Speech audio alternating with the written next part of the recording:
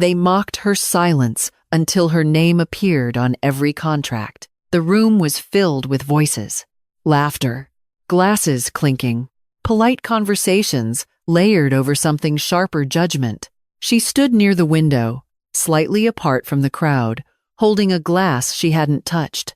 From the outside, it looked like she didn't belong, and that was exactly how they saw her. Invisible, temporary, unimportant. "You're awfully quiet tonight."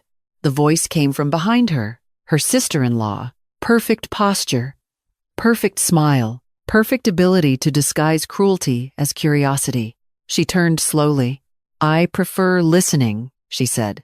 A soft laugh followed. "That must be easy when you don't have much to say." There it was, not loud, but precise. She didn't respond, because she understood something they didn't.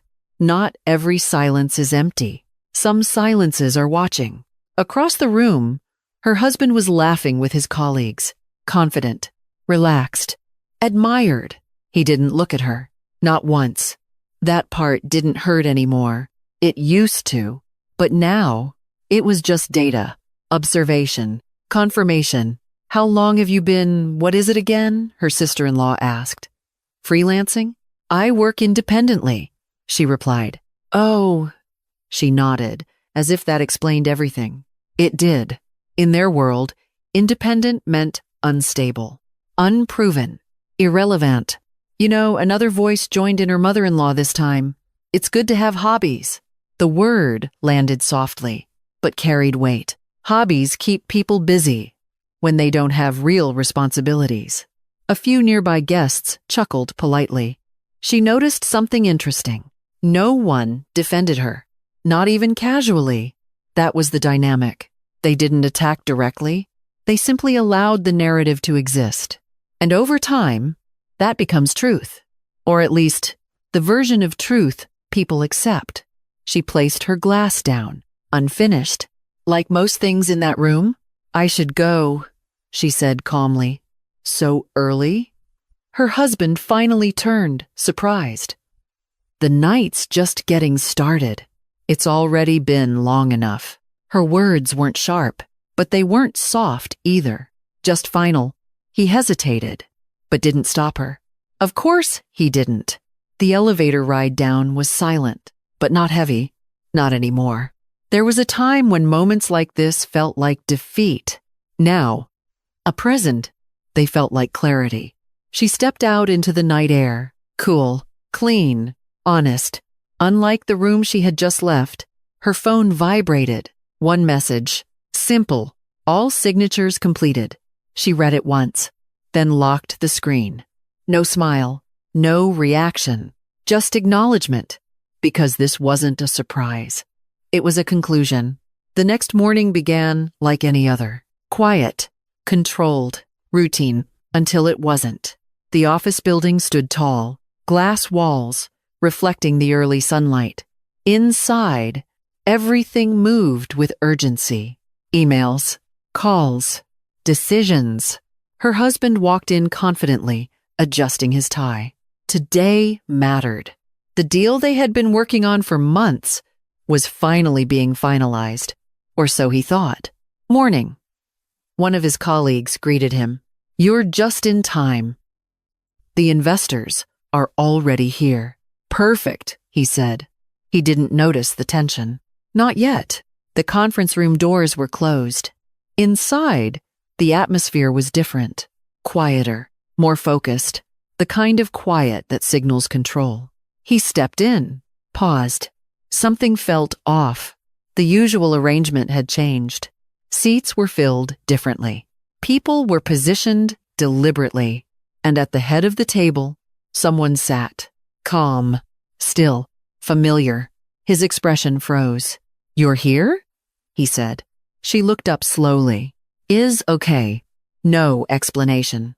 No apology. Just presence. "What's going on?" he asked, glancing around. No one answered immediately. That told him everything. One of the senior partners cleared his throat. "Let's begin." Documents were placed on the table. Clean. Organized. Final. "We're here to confirm the transfer of controlling interest." the partner said. His husband frowned. Transfer? To who? 10. A pause. Then, to her. Silence. Immediate. Heavy. That's not possible, he said quickly. We've been leading this deal. And Stree. You were involved, the partner corrected. Not leading. He looked at her. Really looked this time. What is this? He demanded. She didn't rush. Didn't react. Didn't match his energy. Because she didn't need to. This, she said calmly, is the outcome. He laughed. Short. Disbelieving. You're serious? And where the soph? For what? Consulting? Advisory? At? She held his gaze. For ownership. The word hit harder here. Because this time, there was no family dynamic to hide behind. Only facts. Legal. Structured. Unavoidable. You're not even part of the company, he said. That was the assumption. The one everything had been built on. She reached forward, opened the folder, turned it toward him. Look again. He did. Slowly, carefully. And then, his expression changed. Because the name on every major contract was hers. Not recently, not suddenly, but consistently. Over time, layer by layer, hidden in plain sight. For the past 3 years, she said, I've been acquiring shares, indirectly, strategically, quietly. She leaned back slightly. I didn't need attention. I stews. I needed position. The room remained silent. Because everyone else already knew. He was the only one catching up.